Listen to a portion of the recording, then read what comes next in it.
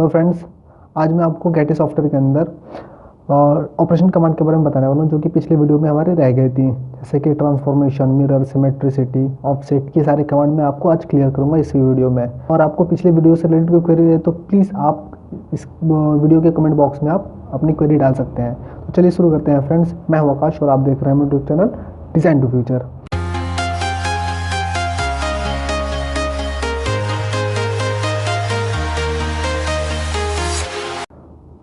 तो दोस्तों, जैसे कि मैंने यहाँ पे कैटेगरी शीट ओपन कर रखी है।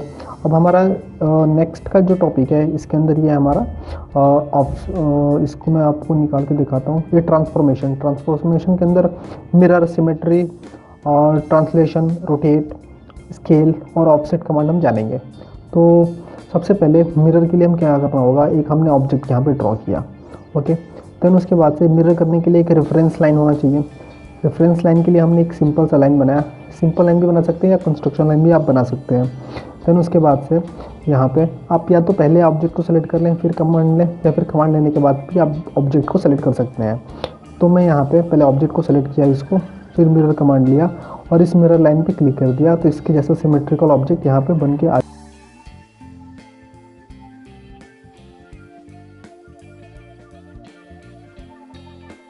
जाएगा, मिरर हो जाएगा। ठीक है, सिंपल कमांड है। अंडू करता हूँ मैं।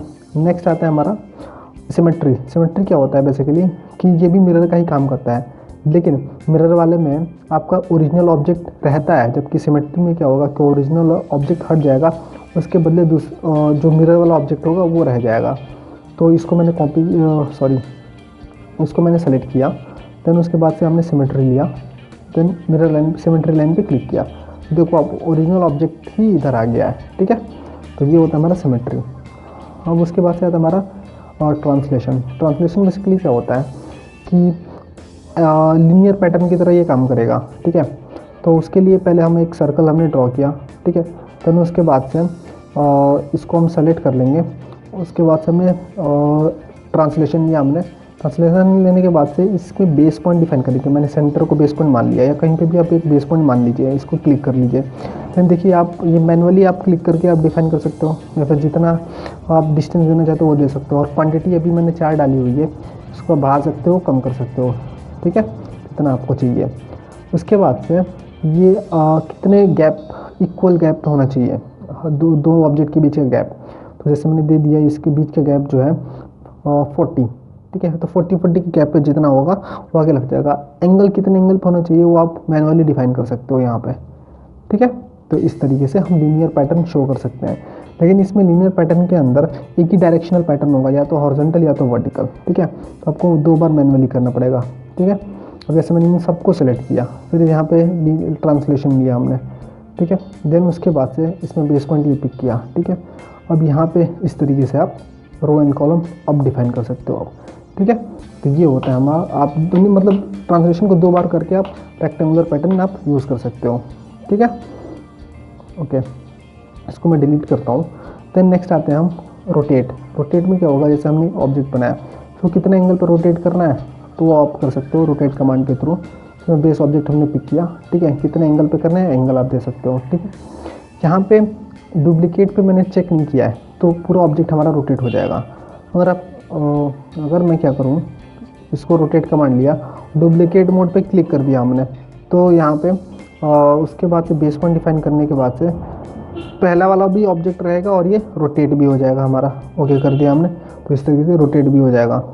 अब उसके बाद से आते हैं हम रोटेट करने के बाद से नेक्स्ट आता है हमारा स्केल। स्केल में क्या होगा आपका कि बेस ऑब्जेक्ट को हम कितने मल्टीपल टाइम बड़ा या छोटा करना है वो हम यूज़ करेंगे स्केल।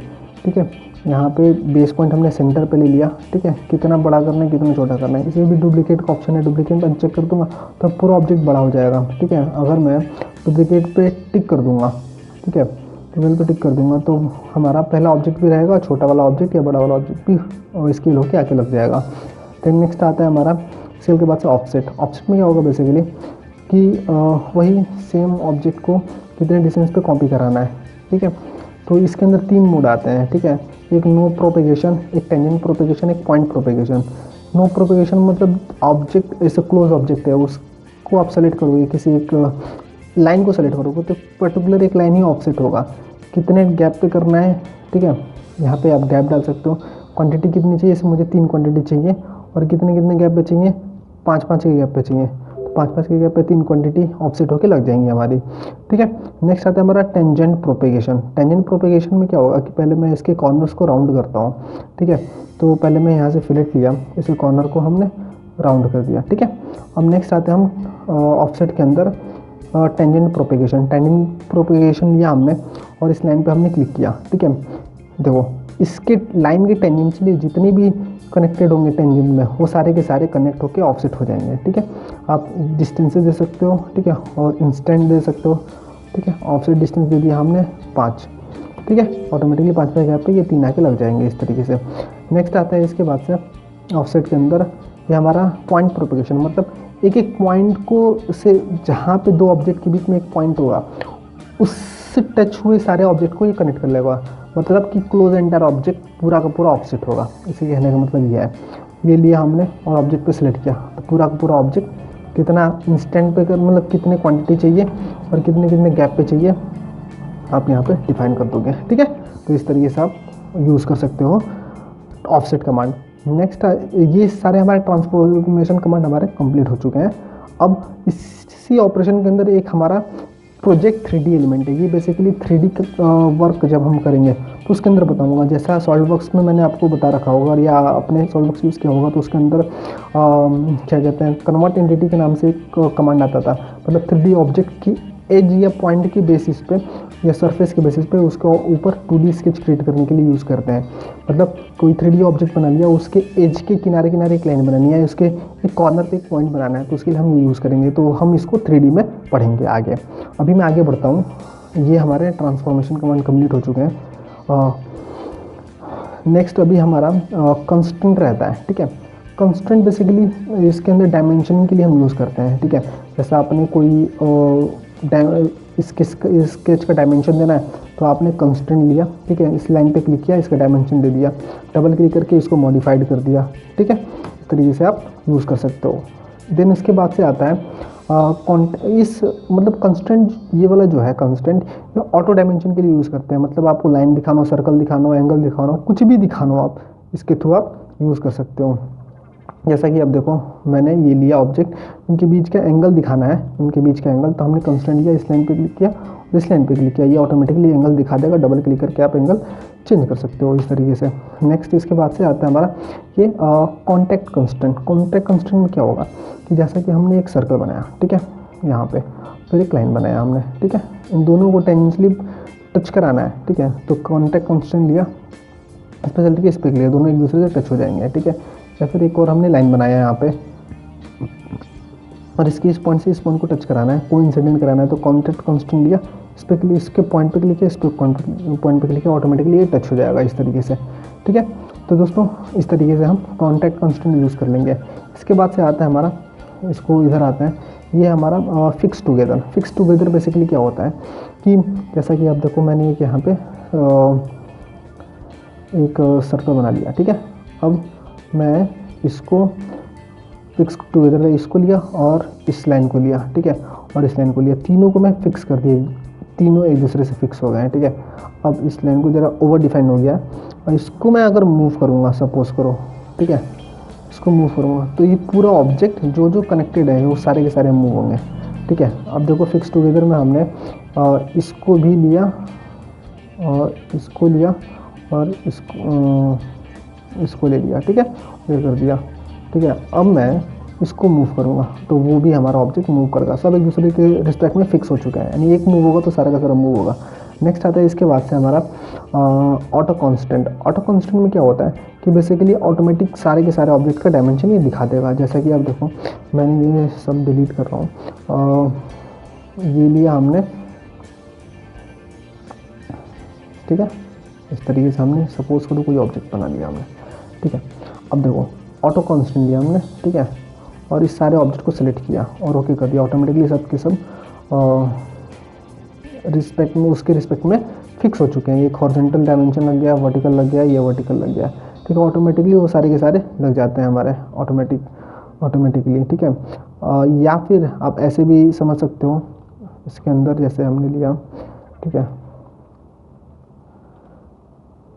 इस तरीके से हमने कोई ऑब्जेक्ट बनाया, ठीक है, ऑटो कांस्टेंट लिया, इस लाइन पे इसको सेलेक्ट किया हमने, ठीक है, फिर इसको सेलेक्ट किया, ठीक है, रेफरेंस के रिस्पेक्ट में इसको ले लिया हमने, ठीक है, और इसके बाद से ओके कर दिया। तो इसके रिस्पेक्ट में सबका डायमेंशन ये ऑटोमेटिकली कर देगा, ठीक है, जिस जिसको हमने सेलेक्ट किया था। ऑटो कांस्टेंट ये भी वर्क करता है हमारा, ठीक है, डायमेंशन भी दे देगा और रिलेशन भी अप्लाई कर देगा। नेक्स्ट इसके बाद से आता है हमारा एनिमेट कांस्टेंट। ये कुछ नहीं है, ये एक तरीके से इस ऑब्जेक्ट के बीच में जितना गैप है उसको यानी डायमेंशन को मूव करते हुए दिखाएगा। इसको लिए हमने इस पर क्लिक किया, ठीक है, यहाँ पे इस तरीके से प्ले करोगे आप, ऐसे करते हुए दिखा देगा, इसे मूव करते हुए दिखा देगा, ठीक है, कैंसिल करोगे अपने आप पोजीशन में आ जाएगा। एनिमेट कांस्टेंट लिया, अब आप लूप में दिखाना चाहते हो इसको मूवमेंट, तो यहाँ से लूप ले लो आप और इसको प्ले करो, यहाँ से ऐसे मूव करते हुए प्ले करते हुए दिखा देगा इस तरीके से। हालांकि इसका कोई यूज़ नहीं है, ऐसे थोड़ा सा मजे लेने के लिए बना दिया है, ठीक है, इसको डिलीट कर दो आप। नेक्स्ट आता है क्या कहते हैं, edit multi constant. Edit multi constant में बेसिकली होगा क्या कि मल्टीपल डायमेंशन को आप एक साथ एडिट कर सकते हो। इसको लिया हमने, ठीक है, ऑटोमेटिकली सबका डायमेंशन यहाँ पे शो कर दिया है। इस पर क्लिक करोगे आप, यहाँ पे इसकी वैल्यू डाल सकते हो, इस पर क्लिक करके यहाँ पे वैल्यू डाल सकते हो, इस पर क्लिक करके ऑटोमेटिकली यहाँ पे वैल्यू डाल सकते हो, जो भी आपको डायमेंशन को एडिट करना हो यहाँ से, ठीक है। तो इस तरीके से आप डायमेंशंस को एडिट कर सकते हो, कांस्टेंट आप अप्लाई कर सकते हो। तो दोस्तों आज की वीडियो में इतना ही। आज मैंने आपको ऑपरेशन कमांड क्लियर करा दी है और कंस्टेंट यानी डायमेंशन और रिलेशंस कैसे अप्लाई करते हैं वो सारी चीज़ें क्लियर करा दी हैं। तो दोस्तों अगर इस वीडियो से रिलेटेड, इस टॉपिक से रिलेटेड अगर कोई क्वेरी रहती है तो प्लीज़ आप अपने क्वेरीज़ को मेरे कमेंट बॉक्स में ज़रूर लिखें और आप मेरे चैनल की वीडियोज़ को देखते रहें और खुद को अपग्रेड करते रहें, खुद को टाइम टू टाइम अपने स्किल्स को इम्प्रूव करते रहें अगर आपको डिज़ाइन फील्ड में आगे बढ़ते रहना है तो thank you for watching my video friends. अगर आप मेरे चैनल पर नए हैं तो प्लीज़ सब्सक्राइब करना ना भूलें और अपने दोस्तों के साथ जरूर शेयर करें। तो नेक्स्ट वीडियो में मैं आपको कैटिया से रिलेटेड, कैटिया सॉफ्टवेयर के अंदर 3D स्टार्ट करने वाला हूँ, तो नेक्स्ट वीडियो को बिल्कुल मत मिस करिएगा।